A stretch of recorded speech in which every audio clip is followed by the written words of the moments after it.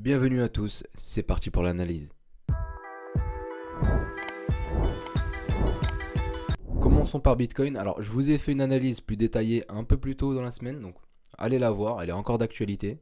Alors, on commence directement sur le graphique. Là, je suis en DI, donc on va voir ce qui s'est passé les dernières semaines. Donc, on est toujours sur la même zone, d'accord? Cette zone est très importante. Pourquoi? Parce qu'ici, on a tout simplement un range.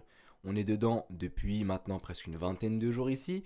On a eu un breakout, d'accord? Malheureusement, c'est un fake out. Pourquoi? Parce qu'on réintègre directement le range. On voit ici que cette bougie signe bien un retournement. On le confirme après. Désormais, on est retourné dans le range. On voit toujours que les vendeurs sont présents, mais que les acheteurs ne lâchent pas l'affaire. Et on se retrouve sur cette bougie qui démarre plutôt bien dans la journée. Maintenant, on va voir, on est encore assez tôt dans la journée, à peu près à 18h. Donc, on va voir la clôture. Allons voir les altcoins. Donc Ethereum, lui, est bien différent de Bitcoin. Il se laisse aller beaucoup plus simplement, d'accord? Il y a moins de résistance. On voit bien que là, il se laisse gentiment aller par rapport à Bitcoin, qui lui a une grosse résistance, qui est tout simplement celle des 28 500. Par conséquent, Ethereum reste toujours corrélé à Bitcoin actuellement. Il est moins performant que Bitcoin, d'accord? Il se laisse aller, c'est pas encore l'alt season. Donc là, Ethereum sous-performe BTC, d'accord? On voit bien qu'il se laisse aller, hein. Il corrige plus fortement que BTC, reprend moins que BTC. Donc voilà, pour vous montrer ça, je vais revenir sur le graphique de Bitcoin. Ethereum, on était à peu près à moins 16%. Bitcoin, lui, a pris un moins 11%. Et lors de la montée, Bitcoin a repris un plus 8%. Vous voyez bien que Bitcoin actuellement surperforme Ethereum. Passons maintenant aux autres altcoins. Altcoin qui m'a été demandé par un ami, et bien là, c'est Phantom. Phantom est une blockchain de Layer 1 qui a pour but d'offrir une alternative à Ethereum. Alors, Phantom, c'est intéressant, pourquoi? Parce que il fait partie des altcoins qui ont subi un beau bull run, d'accord? Donc là, on peut voir simplement qu'il a atteint les 3,50. Il est passé, on voit ici, de 16 centimes à 15 centimes jusqu'aux 3,50$. Donc ça fait vraiment un beau bull run de sa part. Maintenant, il a énormément corrigé. Rappelons-le, c'est une blockchain concurrente à Ethereum, qui est comme Solana, Avax ou Eagle par exemple. Donc c'était vraiment à ce moment-là que ces blockchains brillaient, d'accord, quand Ethereum était surcongestionné. Maintenant, quand on regarde de plus près, alors c'est assez intéressant, donc après la correction, on voit ici des zones qui sont importantes, d'accord. Donc tout d'abord, on a cette zone ici, qui est une grosse résistance et qui est devenue en fait un pivot, d'accord. On voit ici, première fois qu'on vient la taper, on échoue, d'accord. Ici, on confirme évidemment que c'est une résistance, on la tape et on va beaucoup plus bas malheureusement. Quand on remonte et qu'on tape cette fois cette résistance, eh bien, on refait évidemment malheureusement le même scénario, on va encore beaucoup plus bas.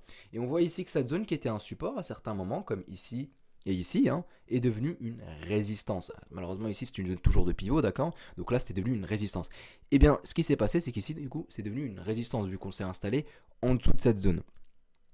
On est venu la taper ici, malheureusement on a échoué, donc on est resté en dessous, on est venu encore creuser encore plus bas vers les 17 centimes. Maintenant on voit qu'il reprend un peu du poil de la bête et que depuis les 17 centimes, il a réussi à faire un plus 300%, ce qui est quand même honorable, d'accord.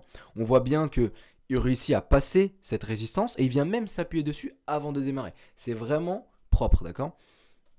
On voit aussi que quand il vient casser cette zone, eh bien, il se dégage totalement de cette zone, ce qui est vraiment positif. Et on voit d'ailleurs que le cours après l'a compris. On voit justement que ici c'est positif car on vient se reposer tout simplement sur ce support qui était donc une résistance, hein, ça reste toujours une zone pivot. On voit ici que malheureusement on échoue, on réussit à la passer. Vous voyez, ça, c'est un pivot, d'accord. Là c'est un support et là on l'utilise encore comme support. On voit aussi qu'au moment où on a échoué tout simplement sur ce support, eh bien on va tout simplement aller au 0,31 qui sont ici. Donc on les touche et on repart directement, ce qui est vraiment positif. Je vois que Phantom montre vraiment une volonté à vouloir aller plus haut. Maintenant on va voir pour la suite et comment Bitcoin va tout simplement décider de son sort. Là on passe au projet IMX qui est Immutable X, qui est une marketplace d'NFT sur Ethereum qui permet de venir réduire les frais de transaction. Alors cette marketplace a un token qui s'appelle le IMX, donc le voici et on va tout simplement aujourd'hui l'analyser. Alors ce qu'on voit sur l'IMX, c'est qu'il a été listé d'accord déjà sur Binance, qui est positif, il est listé sur de gros exchanges. Maintenant il a fortement corrigé comme la plupart des altcoins à ce moment, donc on voit bien qui baisse. Alors on a une zone ici, on a une grosse résistance qu'on confirme ici. Dès qu'on la tape, eh bien on échoue. On n'est pas venu depuis vers ces zones en fait qui sont tout simplement les 2,70, 3 dollars, d'accord. On n'est pas venu voir ces zones, on est parti beaucoup plus bas. Malheureusement, on voit que ici, on a échoué sur les 1,10$ et là, bien sûr, on se pose ici en tant que support, d'accord, mais qu'on échoue ici sur les 1,10$. On creuse en dessous, bien évidemment, c'est devenu une résistance, donc on échoue encore dessus.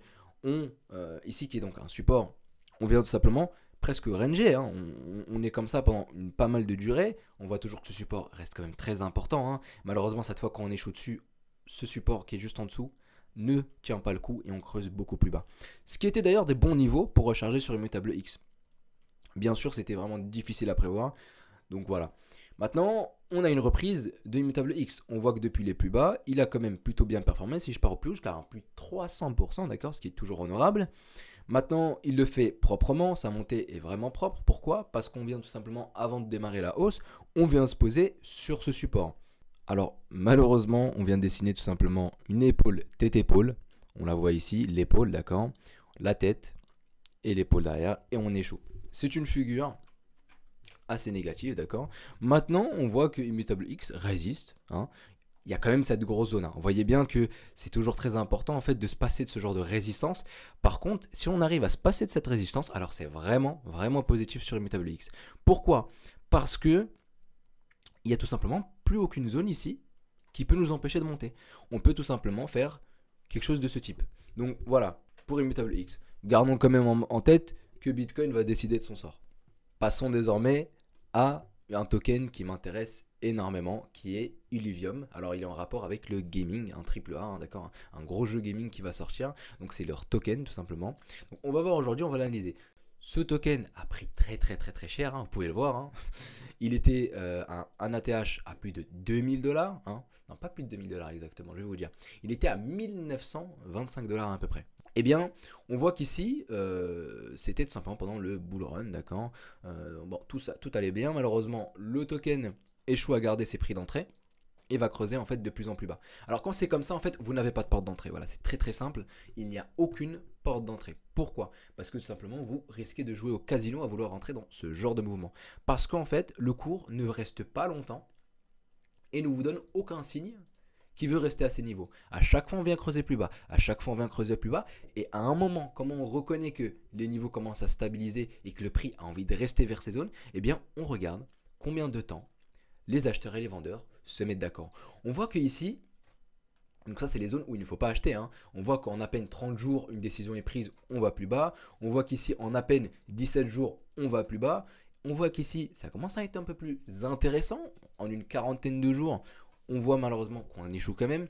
Et là, ce qui est vraiment, vraiment très intéressant, c'est quand on vient tout simplement vers des zones où le prix commence à se mettre d'accord et où on reste plus de, regardez bien, 123 jours de suite. Là, ça signifie simplement que les acheteurs et les vendeurs se sont mis d'accord sur un certain prix. Et d'ailleurs, nous sommes toujours dans ces zones-là. Donc, ça signifie tout simplement que Illuvium a un prix qui est accepté par le marché, d'accord. On voit bien que derrière, quand on a atteint les 40$, on a vraiment eu une défense de la part des acheteurs, d'accord. On voit ici, et qu'on s'est appuyé dessus pour aller chercher un mouvement beaucoup plus haut. On va taper donc cette résistance, hein. On voit bien ici que c'était un support, c'est devenu une résistance et malheureusement, ça le reste. Vous pouvez aussi remarquer que c'est les 91$, à peu près 91-100$, c'est quand même une barre qui est symbolique, hein. Toujours faire attention aux chiffres ronds, les 1$, les 10$, les 100$, vous voyez ce que je veux dire. Toujours faire très attention à ce genre de barrière mentale. Maintenant, ce qui va être intéressant sur ce token-là, c'est surtout si le projet va pouvoir délivrer en fait le jeu tout simplement et pouvoir nous donner tout ce qu'ils nous ont promis. S'ils le font, c'est le genre de token qui risque vraiment de bien performer pendant un bull run.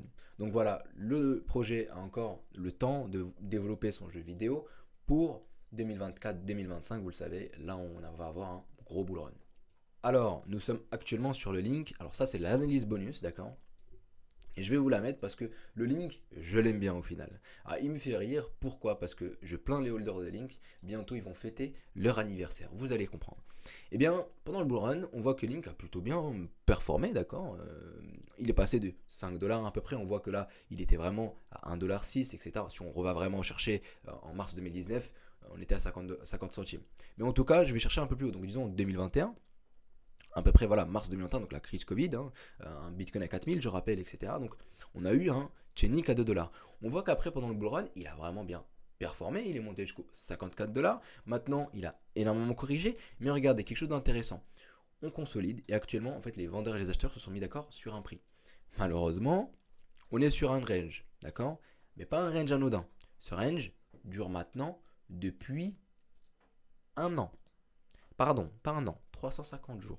Ne vous inquiétez pas, dans une dizaine de jours, on va pouvoir siffler les bougies des un an au même niveau de prix, tout simplement, de Link. Donc voilà, merci au holder d'avoir acheté l'USDT. Donc voilà, le frère de l'USDT, il est devant vous. Non, un peu plus sérieusement, on peut voir, voilà, je vous montre ce que j'ai marqué. En fait, c'est un gros range, d'accord, qui dure sur une année. Si on arrive tout simplement à s'extirper de ce range, ça risque d'être très positif. Maintenant, vous pouvez le voir, on a déjà eu des tentatives. On a eu une tentative ici. Malheureusement, fake out, on réintègre. On a eu encore une tentative ici. Fake out, on réintègre. On a eu une tentative ici. Fake out, on réintègre. Vous voyez, c'est juste malheureusement que le cours décide de ne pas aller plus haut. Quand c'est comme ça, vous ne pouvez rien y faire et en fait, on range à l'infini. Ce qui est positif, c'est que à chaque fois, on arrive à tenir ces zones pour pas aller plus bas. On tient les 5,50 tout simplement. On peut voir qu'on a récemment testé d'aller plus haut ici. On peut voir qu'on a franchi quand même les 8 dollars et qu'on essaie d'aller aux 8,50 et qu'on essaie de dépasser. Malheureusement, comme les autres fois, fake out, fake out, fake out, fake out. Donc félicitations aux holders d'avoir gardé quelque chose de plus stable que le dollar. En tout cas, s'il arrive à s'extirper de ces zones, on risque d'aller voir des prix plus intéressants parce qu'au bout d'un moment, quand il va être lâché, le link, ça va être une folie. Je l'espère en tout cas pour les holders, mais quand généralement on est sur ce genre de consolidation et de range pendant une année, eh bien quand le token décide de partir, il part assez fort. Maintenant, on espère qu'il va partir vers le haut et pas vers le bas. Merci d'avoir écouté jusqu'au bout. N'oubliez pas de commenter si vous voulez que je vous analyse certains tokens qui peuvent vous intéresser. À la prochaine.